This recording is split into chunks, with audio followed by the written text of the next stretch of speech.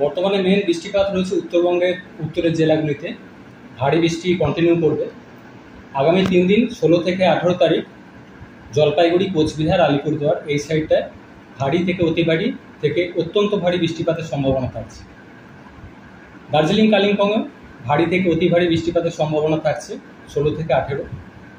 তারপরেও 19 তারিখ 20 তারিখেও বৃষ্টিপাত কিন্তু খুব বেশি কমবে না।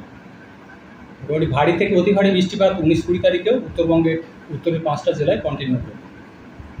ফলে উত্তরবঙ্গের উত্তরের জেলাগুলির জন্য নদীর জলস্তর আরও বৃদ্ধি পাওয়ার সম্ভাবনা রয়েছে।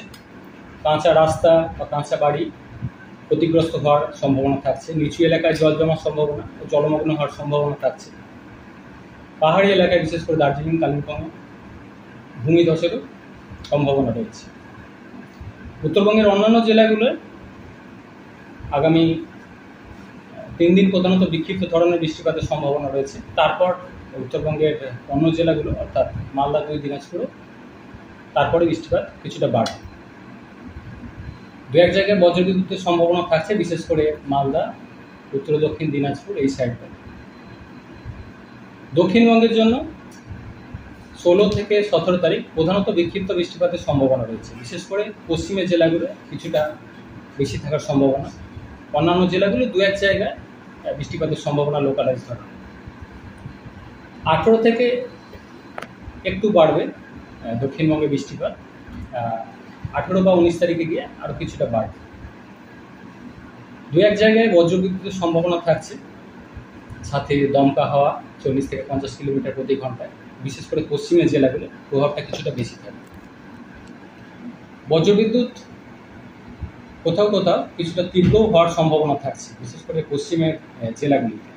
যেহেতু এটা বর্ষা আগের মুহূর্তে বাস আগামী 4-5 দিনে কিছুটা বিশেষ করে দক্ষিণবঙ্গে কিছুটা পোর্শনে বর্ষা প্রবেশ করার সম্ভাবনা থাকছে। উত্তরবঙ্গে যে বাকি জেলাগুলো রয়েছে মালদা, 2 দিনাজপুর, সেখানে বর্ষা আগামী 4-5 দিনে কিছুটা অগ্রসর হওয়ার সম্ভাবনা থাকছে। ধীরে ধীরে কমবে আগামী 4-5 দিন দক্ষিণবঙ্গের জেলাগুলিতে 2 থেকে 4 ডিগ্রির মতো দিনের তাপমাত্রাটা কমবে। যেহেতু বর্ষা আসার আগের মুহূর্তে এটা ক্লাউডিং কিছুটা বাড়বে, ফলে দিনের তাপমাত্রা যেটা বর্তমানে বেশি চলছে অনেকটাই স্বাভাবিকের থেকে, সেটা আস্তে আস্তে গ্র্যাজুয়ালি কমবে। আগামী 2 দিন তাপপ্রবাহের সতর্কতা থাকছে পশ্চিমের দিকের কয়েকটা জেলায়, যেমন পুরুলিয়া, পশ্চিম বর্ধমান, পশ্চিম মেদিনীপুর এই জেলাগুলো 2-1 জায়গায় তাপপ্রবাহের সতর্কতা রয়েছে আগামী 2 দিন। পুরুলিয়া, পশ্চিম বর্ধমান, পশ্চিম মেদিনীপুর, সেই সাথে সংলগ্ন যে কয়েকটা জেলা রয়েছে যেমন ঝাড়গ্রাম, বাঁকুড়া, বীরভূম এই জেলাগুলো গরম অস্বস্তিকর ওয়েদার কন্টিনিউ করবে আগামী 2 দিন। তারপর ধীরে ধীরে এটা করবে। কলকাতা পার্শ্ববর্তী অঞ্চলে মেনলি 18 তারিখ থেকে বৃষ্টিপাতের সম্ভাবনা বাড়ছে। 16-17 তারিখে লোকালাইজড 2-1 জায়গায় পার্শ্ববর্তী অঞ্চলে কিছুটা সম্ভাবনা থাকছে বৃষ্টিপাত। মেনলি 18 থেকে বৃষ্টিপাতের সম্ভাবনা বাড়বে কলকাতা পার্শ্ববর্তী অঞ্চলে। কলকাতায় কবে থেকে বৃষ্টি হবে? 18 তারিখ থেকে বৃষ্টিপাতের সম্ভাবনা বাড়বে। 16-17 তারিখেও লোকালাইজড 2-1 জায়গায় বৃষ্টিপাতের সম্ভাবনা থাকছে পার্শ্ববর্তী অঞ্চলে।